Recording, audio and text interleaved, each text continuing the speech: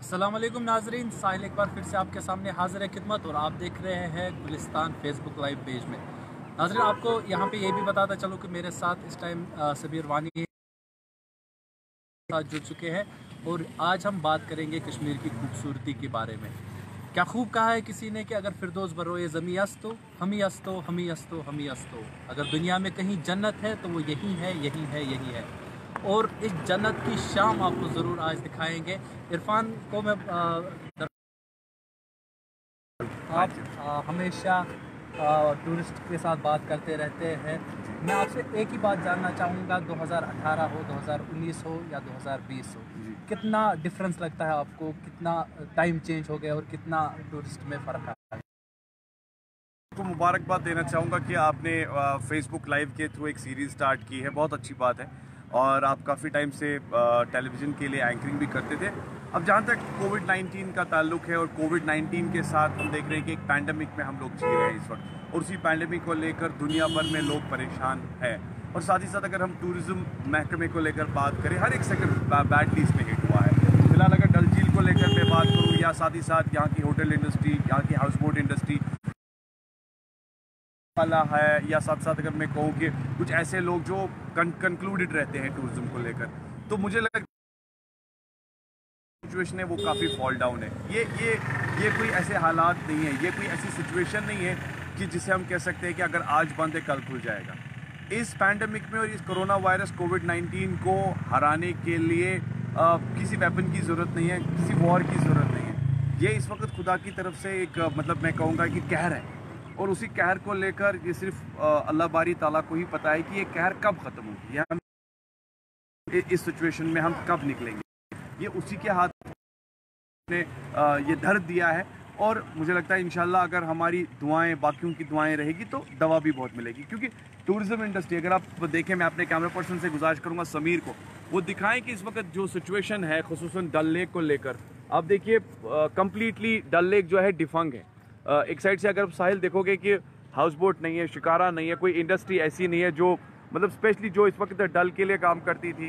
Maximum अगर बात करें तो जिनका रोज़गार इस डल के साथ जुड़ा है।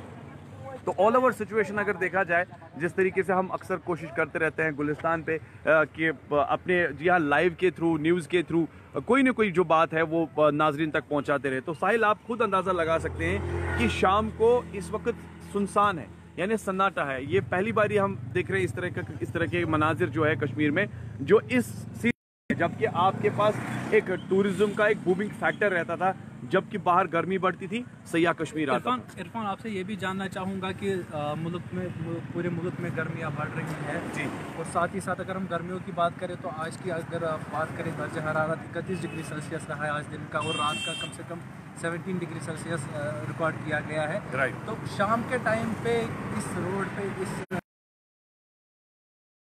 साइड वाला ये है, उस पर बहुत सारे लोग दिखा करते थे। राइट। तो बहुत ज़्यादा कमी आ चुकी है, लोग उतने नहीं निकल रहे हैं। क्या वजह है कि कोविड का अभी भी उतना ही है? देखिए, एक साइड से अगर कोरोना वायरस को ही देखेंगे तो उसकी एक जजमेंट काफ़ी दिखाई दे रही है, क्योंकि गार्डन्स और पार्क्स इस वक्त क्लोज बंद है।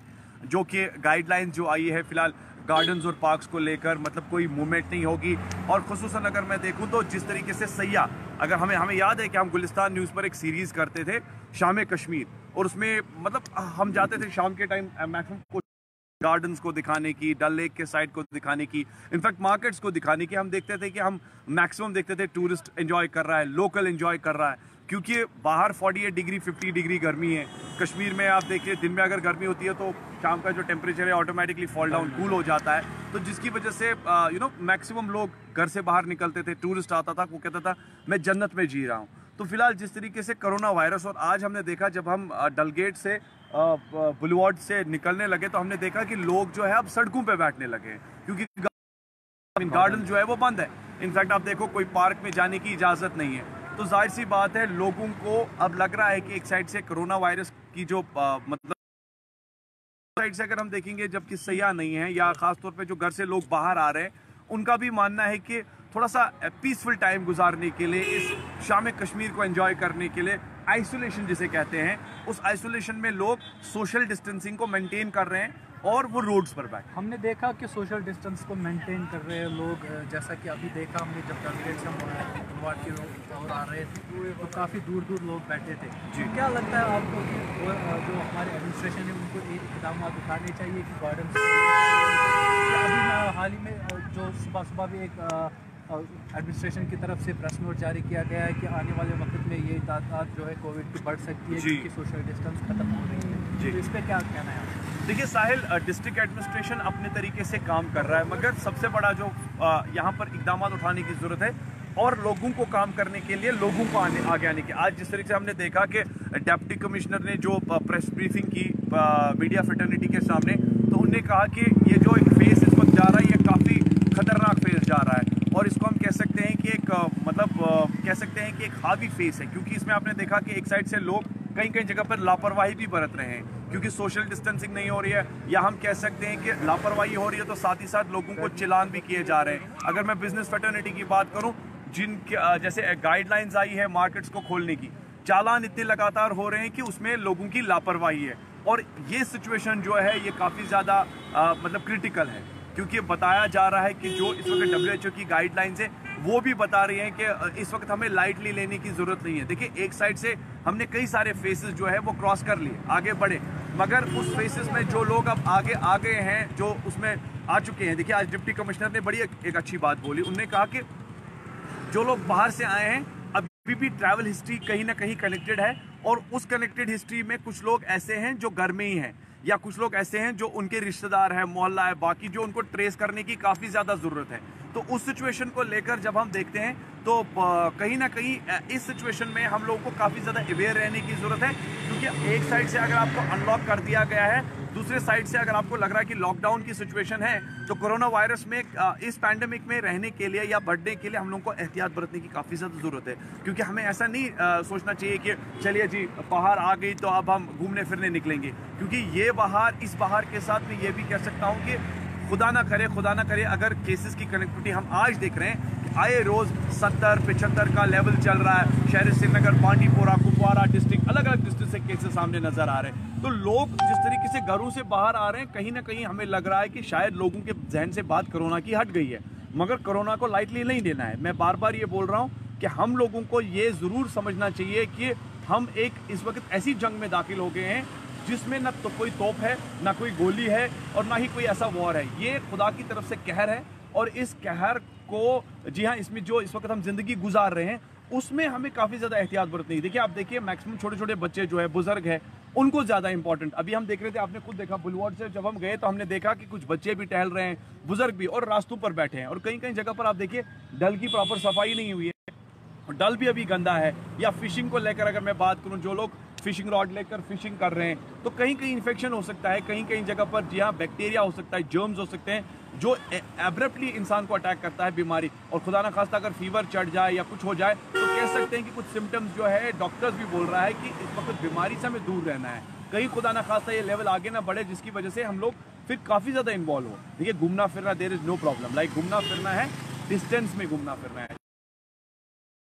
कुछ लोग हैं जो अच्छी तरीके से सोशल डिस्टेंसिंग को मेंटेन कर रहे हैं, मगर शाम के इस एटमॉस्फेयर में मैं ज़रूर ये कहना चाहूँगा कि डल झील वादी कश्मीर की एक पहचान है और इस पहचान को नो डाउट, जैसे अब सब लोग समझते हैं, टूरिज्म को लेकर आप देखिए, होटलियर्स को लेकर कैंसिलेशंस है, टिकट वालों को लेकर कैंसिलेशंस है, और कोई यहाँ से बाहर नहीं जाना चाहता। दो रीज़न, एक तो कोरोना वायरस है, दूसरी गर्मी है।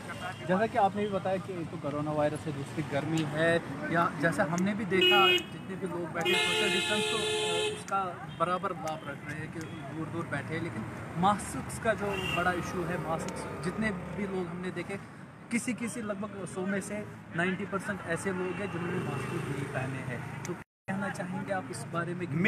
मेजर इंपॉर्टेंस ये है कि साइंटिफिकली और साइंस के साथ साथ जो माहिरीन हैं उनका मानना है कि ये एक बहुत बड़ा प्रिकॉशन है जिसकी इंपॉर्टेंस 50 से 60% है सेफ्टी को लेकर।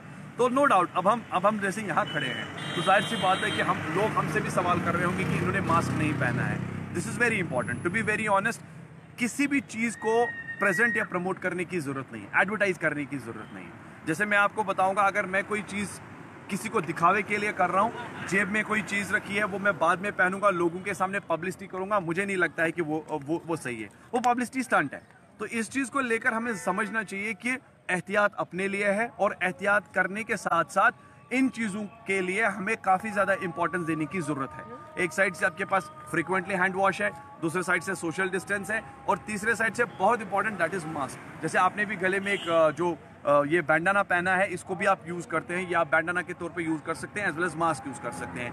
तो आई पर्सनली बिलीव कि मास्क पर कोई भी कोई ऐसी चीज़ नहीं होनी चाहिए।